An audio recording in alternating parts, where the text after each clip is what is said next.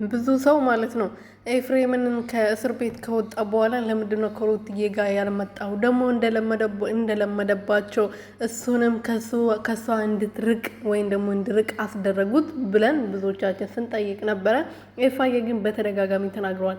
ምንም ቢሆን እኔ ከሩቲ ጎን ነኝ፣ በእውነት ጎን ነኝ እኔ ወንድሜ ከሄርሜላ ጋር ደስተኛ መሆን የምችል ቢሆን ኖሮ ዝም ብለው ነበር፣ አይመለከተኝም ነበር። ግን ደስተኛ መሆን አይችልም። ለዛ ነው ሄርሜላ አብርሃምን ደስተኛ የምታደርግ ሴት አይደለችም።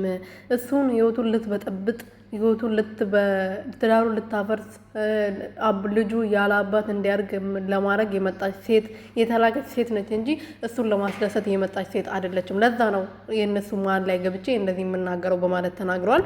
ሰላም ቤተሰብ እንዴት ናችሁ? ደህና ናቸው ወይ? እኔ ያለው እግዚአብሔር ይመስገን። በያላችሁበት ሰላማችሁ ብዝት ትርፍርፍ ይበልልኝ። እነዚህ ቤት አዲስ የሆናችሁ ሰብስክራይብ፣ ሼር፣ ላይክ እያደረጋችሁ ቤተሰብ እንድትሆኑ በትህትና እየጠየቅኩኝ እንግዲህ ሩቲና ኤፋዬ ከእስር ቤት ከወጣ በኋላ አልተገናኙም። ኤፋዬ በጣም ተናደዋል በወንድሞቹ በእህቶቹ። እንዴት አትጠየቃችሁኝም? እንዴት ይሄን አልካዳችሁኝ? በማንም ሴት ትላንት ለመጣች ሴት ብላችሁ ቀይራችሁኝ እንዴት መጣችሁ አልጠየቃችሁኝም? በማለት በጣም ተናደው ከአብርሃም ጋር መጣም ከቡዜ ጋር መጥቶ ሲያወራ ነበረና በጣም ደብሮታል። እንዴት እስር ቤት መጥቶ አይጠይቁኝም? ምንም ባጠፋ ራሱ ከጎኔ ነበር መሆን የነበረባቸው በማለት ተናግሯል። ከሩትዬ ጋር ግን ብዙ ሰው እንዲራራቁ፣ ኤፍሬምን ልክ እንደሌሎቹ እንዲከዳት፣ ኤፍሬምን ልክ እንደሌሎቹ እንዲጠላት፣ ከሷ ጎን እንዲጠፋ ለማድረግ ያልቆፈሩት ያላነሱት ድንጋይ የለም። ግን አልተሳካላቸውም።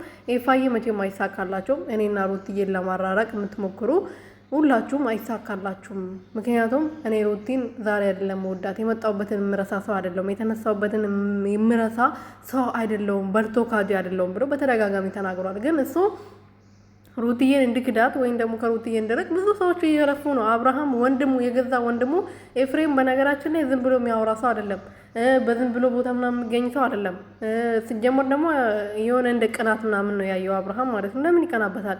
ያኔ ሩትዬ መታ ህይወቱን እንደዛ ስትቀይርለት እኮ የሚቀና ቢሆን ይቀና ነበር። ዛሬ ደግሞ የራሱን ህይወት ኖሮ የራሱ ዩቱብ እየሰራ የራሱን ህይወት ቀይሮ ህይወቱን ኖሮ ነው። ስለዚህ እሱ ላይ ምንም የሚያስቀናው የሚቀናበት ምክንያት የለም። ብዙዎቻቸው ስለሚቀናበት ነው፣ የእሱ ህይወት ስለሚያስደስት ስለሚቀና፣ የእሱን ህይወት ስለመበጥበጥ ስለሚያስፈልግ ነው ብሎ ይናገራሉ። እነዚህ ሞኞች ናቸው ያልገባቸው ማለት ነው። ኤፍሬም ግን ትልቅ ሰው፣ አርቆ ሀሳቢ፣ የወንድሙን ህይወት የነገውን ለማስተካከል ሙከራ እያደረገ ነው።